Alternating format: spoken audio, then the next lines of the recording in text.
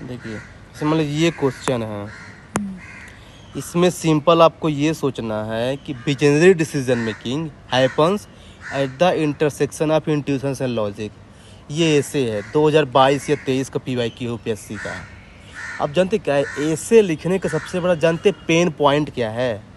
लोग डाइवर्ट हो जाते हैं, कैसे ऐसे को ब्रेक करें, लोग इसमें ही कंफ्यूज हो जाते हैं। तो इसका जानते सबसे इजी तरीका क्या है कि कंपोनेंट्स। आप उसको कंपोनेंट में डिवाइड कर दीजिए। हम्म, तो जैसे यहाँ पे लिखा है कि visionary decision making happens at the intersection of intuition and logic both.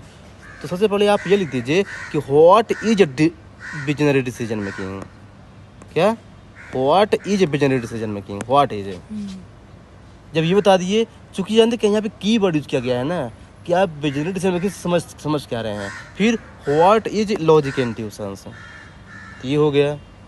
फिर what if decision making based on only intuition, क्या होगा यदि हमारा डिसीजन केवल इंट्यूशन पे बेस होगा, यानी अंतरात्मा पे है।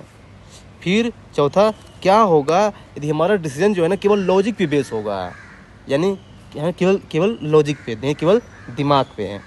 फिर दोनों को ऐड कर दीजिए, what if decision making based on both logic and intuitions.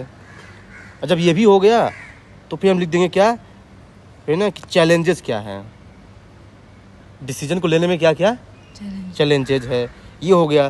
तो लास्ट में बे फॉरवर्ड, तो बे फॉरवर्ड कैसे, how to develop business with both logic and tuition, कैसे तो तुझे बताएंगे भाई कि मेडिटेशन करो, अच्छे अच्छे विचारो, किताबें पढ़ो, ये सब सोचो, लोगों से एग्जाम पे लो, ये सब लिखेंगे। लास्ट में फिर कंक्लूजन।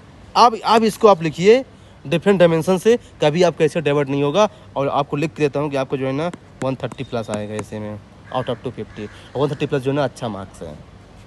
तो ये होता है तरीका बेसिकली।